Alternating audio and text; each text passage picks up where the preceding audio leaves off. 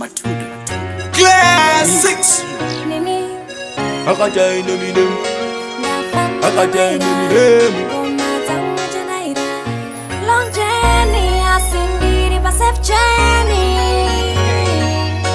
Anita Reggae music Zainenga jeni kumbeli kwacho anishikenei anachabreza pana mukuzei bakashika koko bakashika sei saka music zainenga jeni kumbeli kwacho anishikenei anachabreza pana mukuzei bakashika koko bakashika sei nikafamba na famba nichiroba manamba akatena ngoma zangu zaziwilo akatena ngoma zangu zaziwilo chakwangu changa chiri kwenyu chakwangu ona naye matuto ndawina chuto ndawina loto ndikafamba na famba ndichiroba manamba akatena ngoma zangu zaziwilo akatena ngoma zangu zaziwilo saka music zainenga jeni kumbeli kwacho anishikenei anachabreza pana mukuzei bakashika koko bakashika sei saka music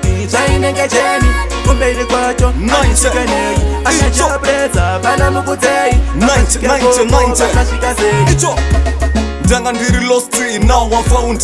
Ndakachila hangu ndiri underground. Slow but sure, terror heavy sound. Bakundipa sando mnyanga na bounty. 1, 2, 3, the win on the wrestling. How can I lose? I'm in the best team. Dane mazimazo wasa skwenda ku gym. Lux Blink classic, so interesting. Andi chabatika, this is top class swing. Chaka batra vunza boys rangu under gym.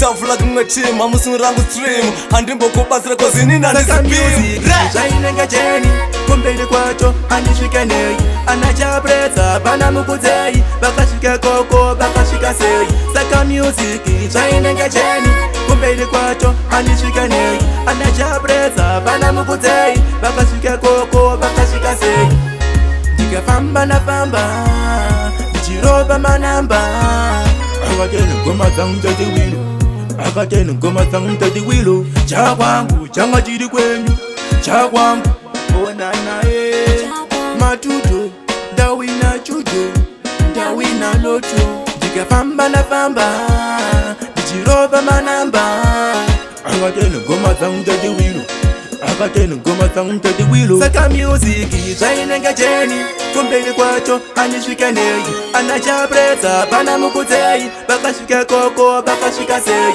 saka music zainenga jeni kumbeli kwacho anishikenei anachabreza pana mukuzei bakashika koko bakashika sei saka music zainenga jeni kumbeli kwacho anishikenei anachabreza pana mukuzei bakashika koko bakashika sei saka music zainenga jeni kumbeli kwacho anishikenei anachabreza pana mukuzei